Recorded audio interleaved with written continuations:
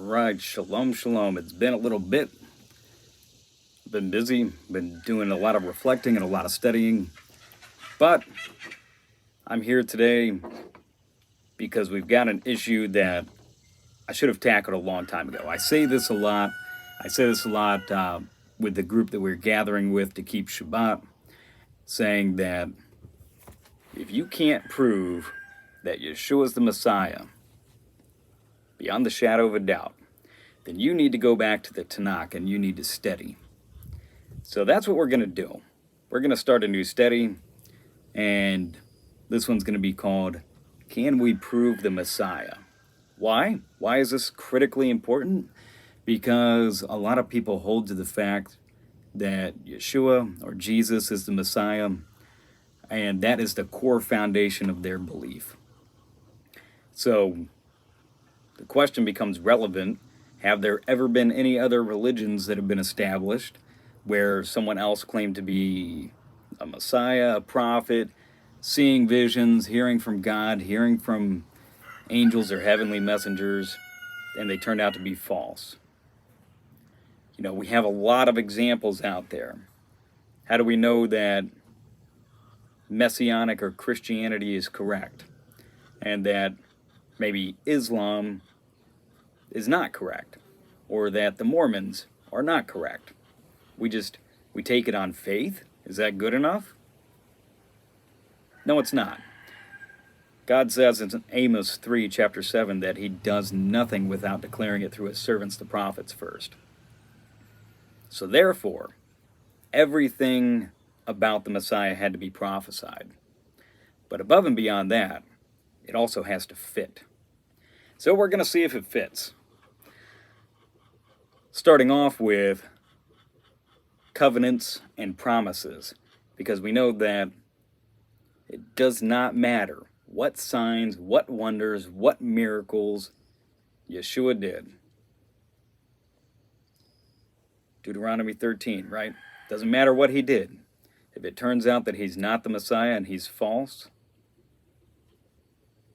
we don't follow him, because we know that he was sent by God to test us if he's false, to see whether we would continue to follow the God of Abraham, Isaac, and Jacob and keep his commandments, or if we're going to start following another God. So we're going to deal with some stuff. All right, let's see what the truth is. Let's start off by establishing the covenant. And to do that, the first place we're going to go to Genesis, Bereshit 49.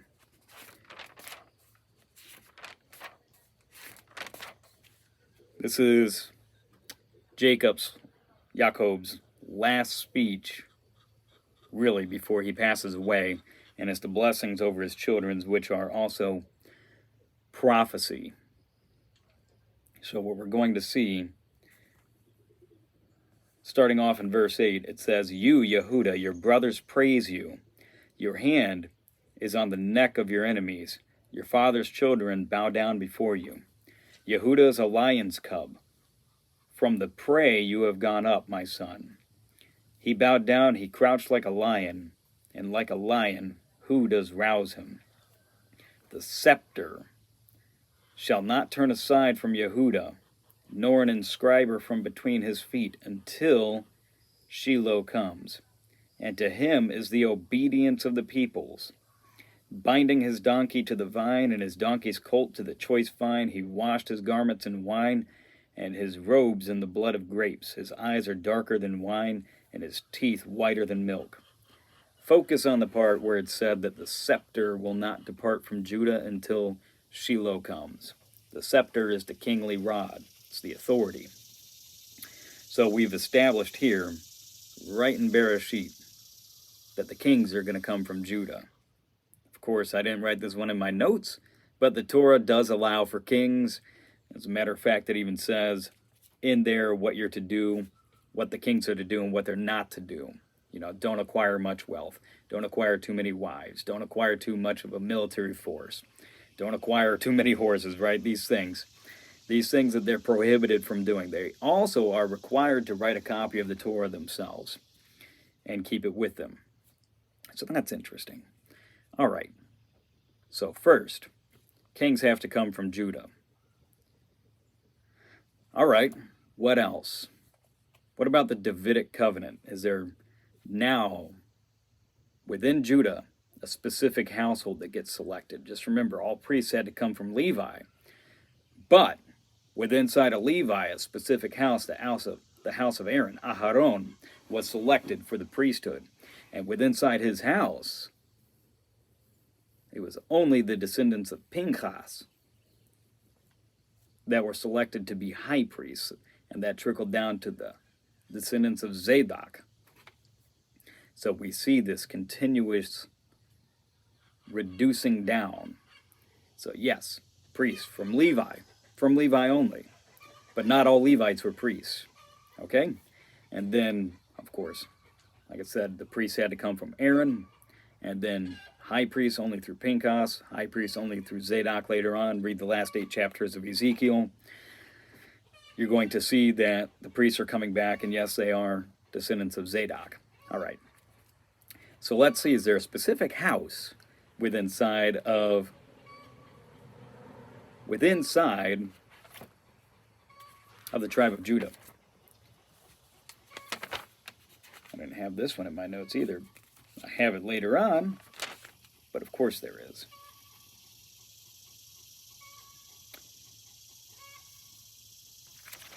Let's see if I can find it real quick. It's going to be in 1 Samuel, chapter 15 or 16.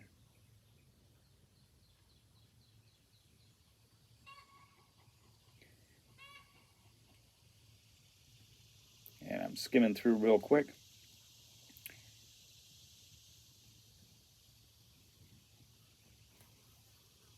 Well, 16 verse 1. Here we go.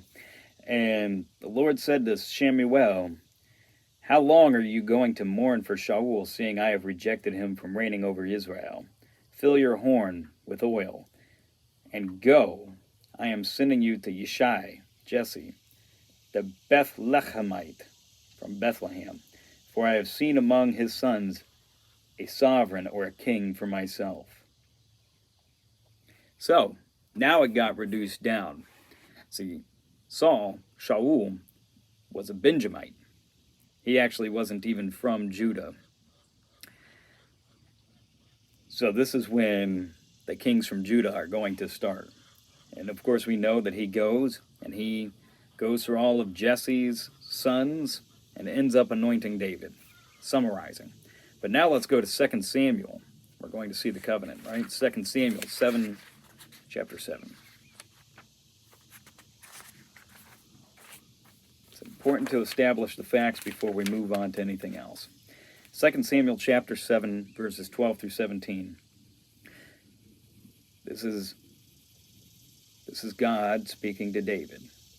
When your days are filled and you rest with your fathers, I shall raise up your seed after you, who comes from your inward parts, and shall establish his reign. Note that verse. That is exactly like what God said to Abraham regarding him bearing his own son. Okay? And that it wasn't going to be Eliezer that was going to inherit his kingdom. He was going to have his own son that will come from your inward parts and shall establish his reign. Verse 13. He does build a house for my name, and I shall establish the throne of his reign forever. I am to be his father, and he is my son. If he does perversely, I shall reprove him with the rod of men and with blows of the sons of men. But my loving commitment does not turn aside from him, as I turned aside from Shaul, whom I removed from before you. And your house and your reign are to be steadfast forever before you. Your throne is established forever. According to all these words and according to all this vision, so Nathan spoke to David. By the way, just reprove him with the blows of the sons of men. That word there, blows, you're going to have to take a look. It's going to be the same word that's used in Isaiah 53, where it says, by his stripes. Pretty sure it's going to be the same word. By his stripes we were healed. Okay, that was just a side note. Some homework for you. Go back and study it out. I know I will. All right. I'm going to make one little quick note here, if I can remember it long enough. Yep.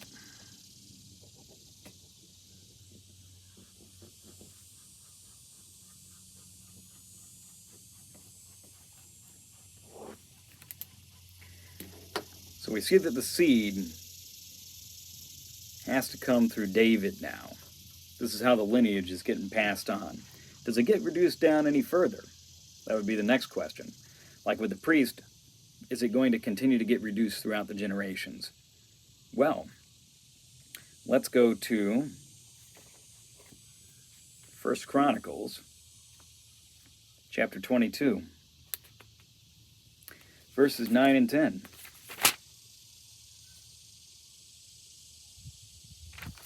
And again, this is David reflecting on what he was told by God.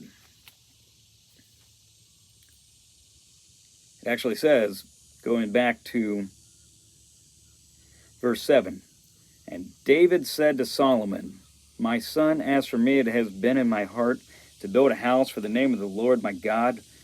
But the word of the Lord came to me, saying, you have shed much blood and have fought great battles. You do not build a house for my name, because you have shed much blood on the earth in my presence. See, a son is to be born to you, who is a man of rest or peace, shalom. And I shall give him rest from all his enemies all around. For Shalomo, Solomon, is his name, and peace and rest I give to Israel in his days. He does build a house for my name, and he is to be my son, and I am to be his father, and I shall establish the throne of his reign over Israel forever. So yes, now it just got reduced down to Solomon, and by the way, did you notice that God said he's to be my son? All right. Just a side note on that one. Okay. What's it mean to establish his throne forever? That means that now, just like the kings had to come from Judah, then only through David, now the kings can only come through Solomon. All right? The seed is to be passed on in like manner with the Abrahamic covenant. Genesis chapter 15.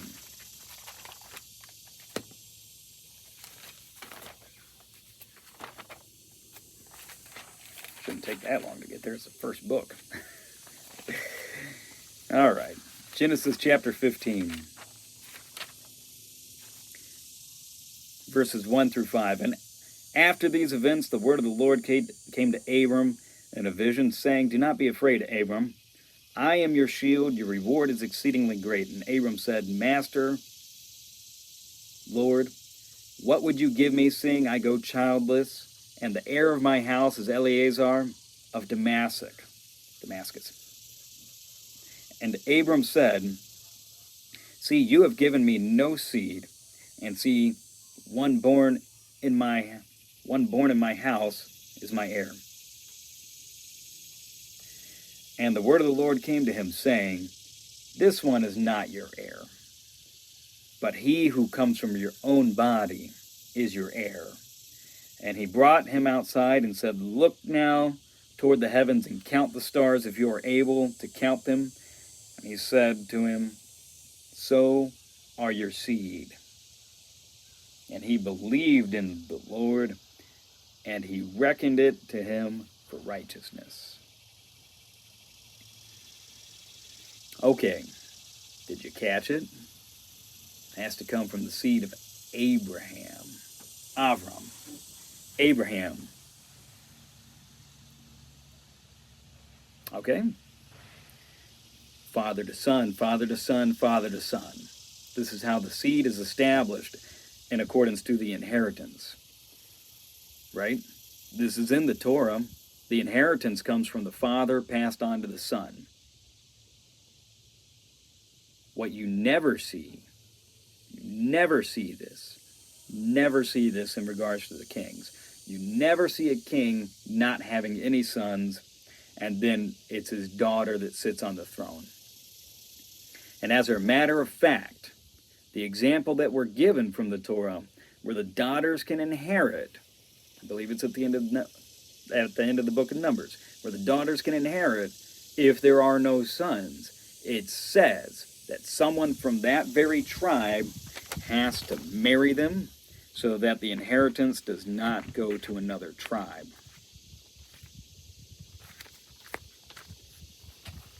Let's see if I can find it real quick.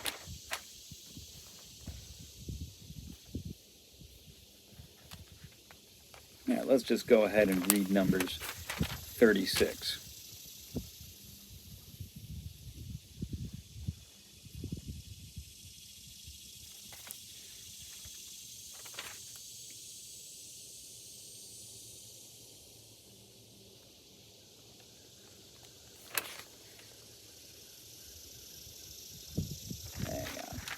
Hang on. Numbers chapter 36.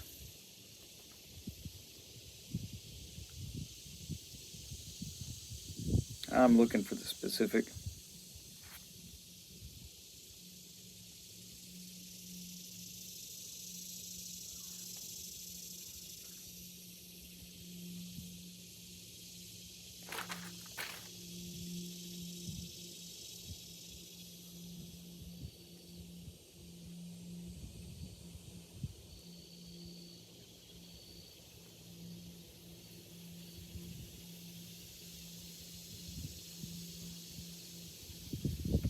Might be in the wrong spot. But anyway, let's just look at Numbers 36:7. And the inheritance of the children of Israel is not to change hands from tribe to tribe, for every one of the children of Israel is to cling to the inheritance of the tribes of his fathers, and every daughter possessing an inheritance in any tribe of the children of Israel is to be the wife of one in the clan of her father's tribe, so that the children of Israel possess each the inheritance of its fathers. Thus the inheritance is not to change from the hands of one tribe to another, but every tribe of the children of Israel is to cling to its own inheritance.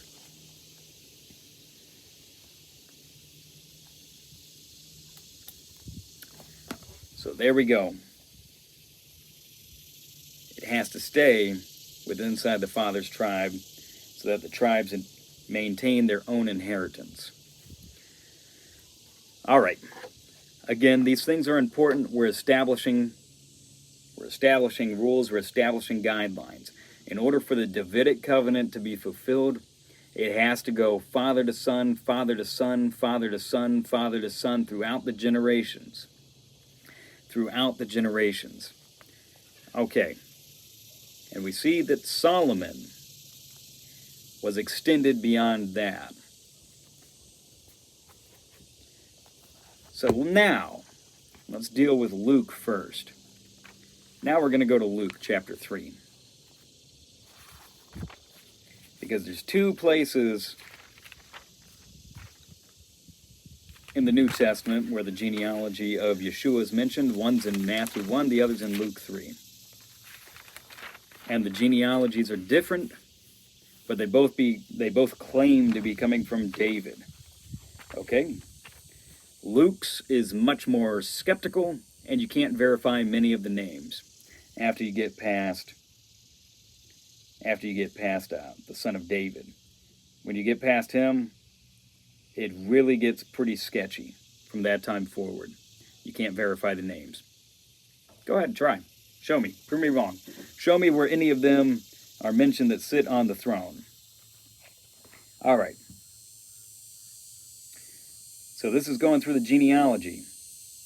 Verse 32, it's going in reverse, so we're going to back up, okay? I'm going to read this in reverse. I will start off with 33. Of Yehuda, who begat Peretz, who begat Hetzron, who begat Ram, who begat Aminadab, who begat Nachshon, who begat Salmon, who begat Boaz, who begat Obed, who begat Yishi, the father of David, who begat Nathan. Oops, not Solomon, Nathan. Who begat Matata, who begat Minah, who begat Miliah. Anyway, like I said, you're going to have a hard time verifying the names after Nathan, which should be concerning, least of all. that you can't verify the names for the genealogy, but the problem is that the genealogy problems start with the fact that it went to Nathan. See, when we just read earlier in 1 Chronicles 22, verses 9 and 10, the Davidic covenant for the kings of Israel got passed on to Solomon, not his brother Nathan. Nathan's disqualified.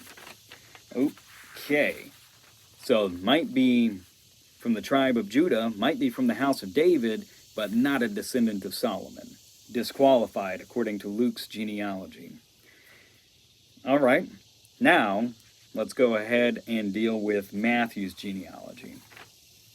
And then we're going to deal with the crux of the entire issue anyway, before we wrap up this video. We are going to deal with other things later on about many passages in the New Testament and what they did to them. But we're going to finish up with the genealogy and establishing something before we do. Okay. Matthew chapter 1.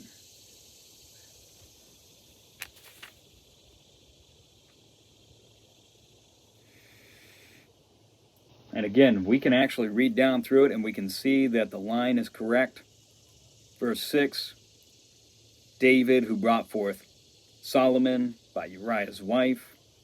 Notice Bathsheba isn't even named. They wouldn't even say Bathsheba. They said Uriah's wife. Anyway, and then going down to verse 11, you're going to see, well, we'll start at 10, and Hizkiyahu brought forth Manasseh, and Manasseh brought forth Ammon, and Ammon brought forth Yoshiyahu, and Yoshiyahu brought forth Yechanyahu, and his brothers at the time of the exile to Babel.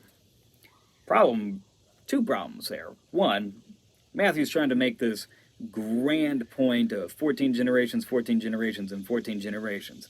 But what he did was he skipped the fact that Yoshiyahu actually brought forth Jehoiakim, and then Jehoiakim brought forth Yechanyahu. But that's not where it ends. That's not where it ends in Matthew's genealogy. That's not the big problem. There's a much bigger problem. We're going to first establish the fact that this is actually correct. What I just told you, that Yoshiyahu brought forth Jehoiakim, who brought forth Yechanyahu. And to establish that fact, we're going to be going to 1 Chronicles chapter 3.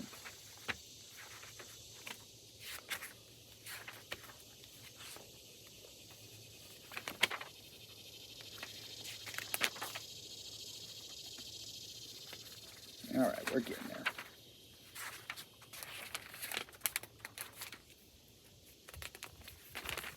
First Chronicles chapter 3, verse 16.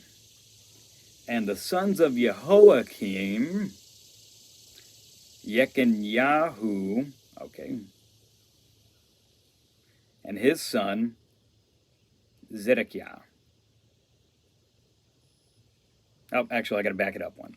Verse 15, and the sons of Yoshiyahu, Yochanan, the firstborn, the second, Jehoiakim, the third, Zedekiah, and the fourth, Shallum.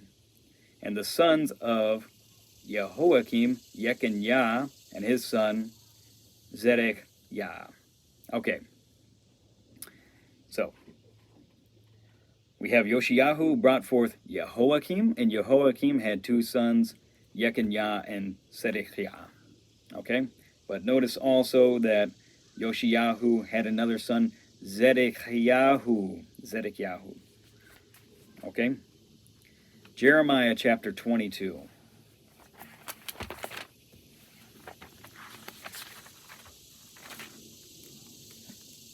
Jeremiah chapter 22, verses 24 through 30.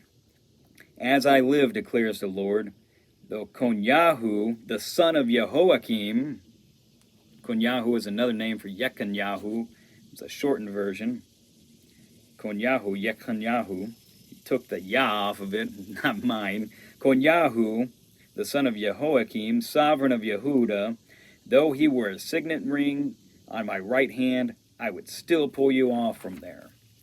And I shall give you into the hand of those who seek your life, and into the hand of those who face you, and into the hand of those who face you fear, into the hand of Nebuchadnezzar, sovereign of Babel, in the hand of the Chaldean, and I shall hurl you out, and your mother who bore you, into another land where you were not born, and there you shall die. But they shall not return to the land which their being yearns to return. Is this man Konyahu a despised broken pot, or an undesirable vessel? Why are they hurled out, he and his descendants, and cast out into a land that they do not know? O land, land, land, hear the word of the Lord. Thus says the Lord, write this man down as childless, a strong man who is not to prosper in his days, for none of his descendants shall prosper, sitting on the throne of David, or rule in Yehuda anymore. So we just see a name got crossed off the list. Yechanyahu, the son of Jehoiakim, will no longer sit on the throne of Israel or Yehuda, and neither will his descendants. Let's go to Jeremiah chapter 37 now. Jeremiah chapter 37 and verse 1. And the sovereign Zedekiah, son of Yoshiyahu, this is not the other son of Jehoiakim, that was Zedekiah, but the sovereign Zedekiah, the son of Yoshiyahu, so this would actually be Yechanyahu's uncle. The sovereign Zedekiah, son of Yoshiyahu, reigned instead of Konyahu, the son of Jehoiakim, whom Nebuchadnezzar, sovereign of Babel, set up to reign in the land of Yehuda. It was now past, because of what he did, from Yechanyahu to Zedekiah, his uncle. Yechanyahu no longer able to be king or any of his descendants. Why is that important? Matthew chapter 1 verse 11.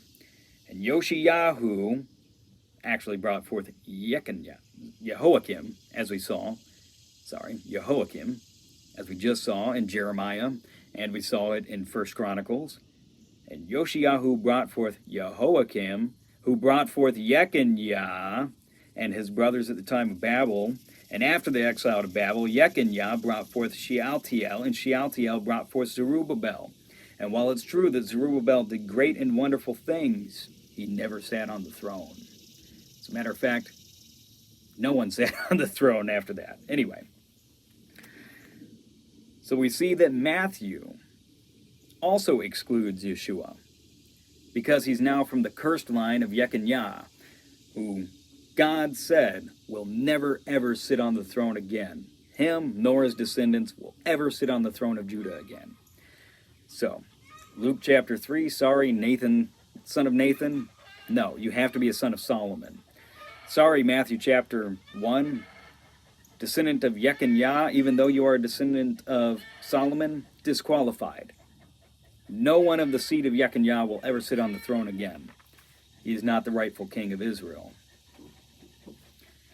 But we have a further problem, because Matthew and Luke both claim immaculate conception.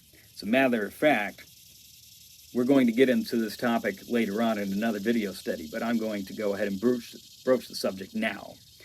Matthew chapter 1, verses 21 through 23. And he shall give birth to a son, and you shall call his name Yeshua, for he shall save his people from their sins. And all this came to be in order to fill what was spoken of by the Lord through the prophet, saying, See, an Alma shall conceive, and she shall give birth to a son, and they shall call his name Emmanuel, which is translated meaning God with us. Two problems. One, Alma does not mean virgin.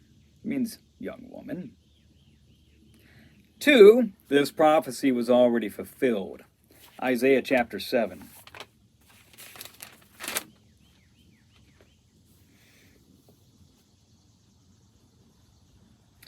When you go back and you take a look at the entire context of Isaiah chapter 7, you see that this issue is coming up because there is a war that's getting ready to happen. Certain people have aligned themselves to wage war, and what we're going to see is a sign, okay? Starting at verse 10, and the Lord spoke again to Ahaz, saying, ask for a sign for yourself, for the Lord your God, make deep the request, or make it high. Ask whatever you will as a sign. And Ahaz said, I do not ask nor try the Lord. And he said, hear now, O house of David, is it not enough that you weary men, that you weary my God also? Therefore the Lord himself gives you a sign. Look, the Alma, the young woman, conceives and gives birth to a son, and you shall call his name Emmanuel. He eats curds and honey, and knows to refuse evil and choose good. For before the child knows to refuse evil and choose the good, the land that you dread is to be forsaken by both her sovereigns.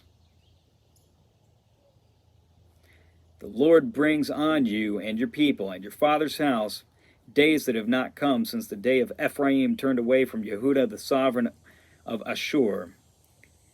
And it shall be in that day that the Lord whistles for the fly that is in the farthest parts of the rivers of Mitzrayim, and for the bee that is in the land of Ashur, and they shall come, and all of them shall rest in the deep ravines, and in the clefts of the rocks, and in all the weeds of the pastures. And in that day the Lord shall shave with a razor the hired beyond the river, with the sovereign of Ashur, and the head and the hair of the legs, and also remove the beard. And it shall be in that day that a man keeps alive a young cow and 2 sheep, and it shall be that he shall eat curds because of the plenty milk that he gets, for everyone left in the land shall eat curds. And it shall be in that day that every place where there was 1,000 vines worth 1,000 shekels of silver, let it be for thorn bushes and weeds, with arrows and bows. One shall go there, because all the land shall be thorn bushes and weeds. And to all the hills which were tilled with the hoe you do not go, for fear of thorn bushes and weeds, but it shall be for sending oxen to, and a place for sheep to roam.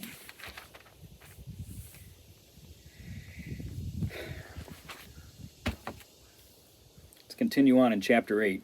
And the Lord said to me, take a large tablet and write on it with a man's pen concerning Maher Shalal Hashba'az, and let me take reliable witnesses to record Uriah the priest and Zechariah, the son of Yeberechiah. And I went to the prophetess, and she conceived and bore a son. And the Lord said to me, call his name Maher Shalal Hashba'az. And for before the child knows to cry, my father and my mother, the riches of Damascus and the spoil of Shomeron is taken away before the sovereign of Ashur. This is exactly like Hosea. When Hosea is dealing with the children that are born to him and the names representing something that's about to happen. Lo Ami, Lo Rukama, not my people, no mercy. This is exactly what Isaiah is talking about. The people are saying, no, the heckle of God, the heckle of God, the heckle of God. This will never happen. The temple, the temple, the temple. We have the temple. These terrible things are never going to happen. We have the temple. And he said, no, you say that God is with us, Emmanuel, but I am not with you. And before the child knows to choose good and refuse evil, you're going to be taken away by the sovereign of Ashur. See, this prophecy already came to pass, and Matthew's misappropriating it. Because there was already a child named Emmanuel, and that child was born in Isaiah chapter 7. As a matter of fact, if that prophecy applied to Yeshua, his name wouldn't be Yeshua, it would be Emmanuel. That's the first problem. It's misappropriation. And that's a topic we're going to get into another time. But let's continue, because I'm almost done now. Let's continue, and let's see what Paul had to say on the subject. Romans chapter 1. Let's see what he thought about the Immaculate Conception. Shaul, a servant of Yeshua Messiah and called an emissary, separated to the good news of God, which he prophesied before through his prophets in his set-apart scriptures concerning his son, who came of the seed of David according to the flesh, who was designated the Son of God with power according to the set-apart Spirit by the resurrection from the dead, Yeshua Messiah, master of this. Anyway, notice how he said, the seed of David according to the flesh. Sorry, the seed is passed as established father to son, father to son, father to son. That means in order for Yeshua to be the seed of David according to the flesh, he would have had to have an earthly father that's a descendant of King David, an earthly father. And both Matthew and Luke claim that he had no earthly father. Paul actually contradicts what's written in Matthew and Luke and claims that Yeshua had an earthly father, according to the seed of David, according to the flesh. Because we know that a bastard child, one without a father, is not even to be named among the inheritance of the children of Israel. So therefore, Paul establishes that Yeshua did have an earthly father that is the seed of David according to the flesh, meaning he had to have a physical father that's a descendant of King David. That's what Paul thought. The problem is that Matthew and Luke both claim otherwise, and not only that, their genealogies discredit Yeshua from actually being the rightful king to sit on the throne of David. We have one additional problem. We're told that Yeshua never sinned, lived a life without sin. Perfect. So he could be the sacrifice for our sins, even though human sacrifice is an abomination to God and prohibited in the Torah. You will not give your seed over to Molech. Right? He stopped Abraham from sacrificing Isaac because human sacrifice is an abomination. And if you think that that one guy that offered up his daughter as a burnt offering, if that was acceptable, you probably just need to go back and read the passage yourself. Because he made a promise. He made a promise. He didn't ask God if he should. He didn't ask God if it was okay. He made a promise and he did it. And there's another way of interpreting that anyway, is that she was dedicated just like Samuel was dedicated to the service. That'd be another interpretation anyway. And that she would never know a man and never have children. Okay. That's another way. If you want to believe that he actually offered her up as a burnt sacrifice, okay, go with it. But go back and read that passage in context, because you'll never see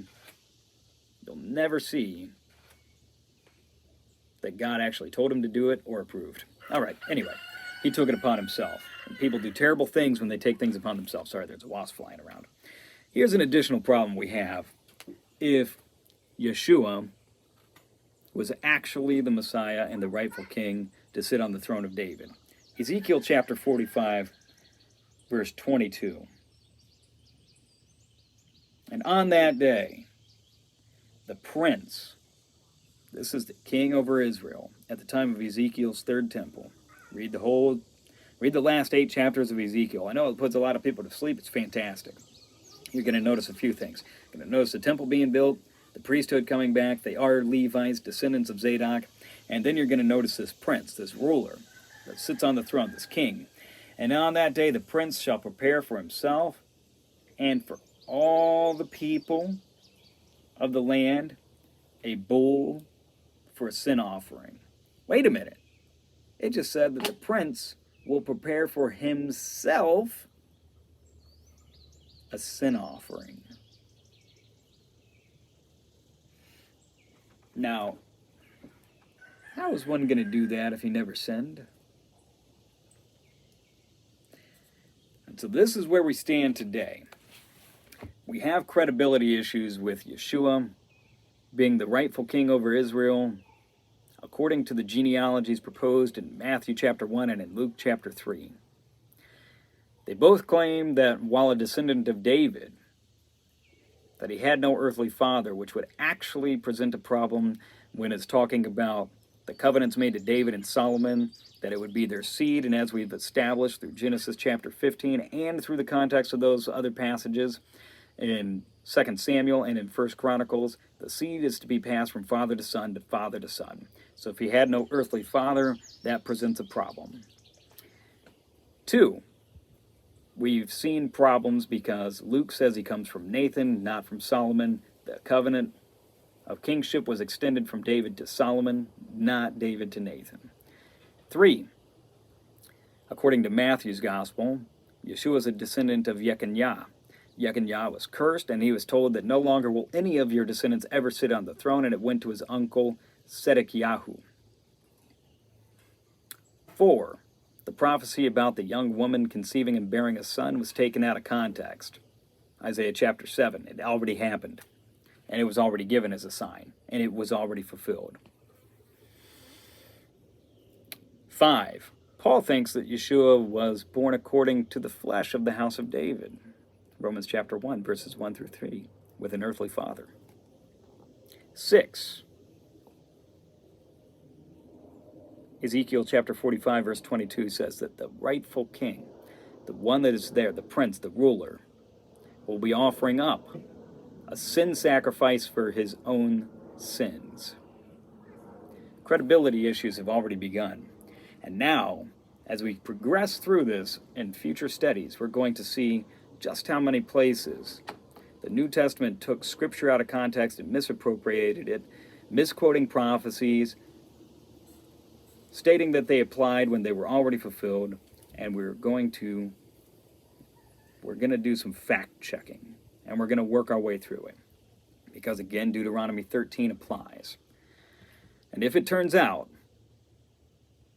that Yeshua is not the rightful king, and if he's not the one spoken of throughout the prophets and the scriptures as being the Messiah, then we've got some serious problems.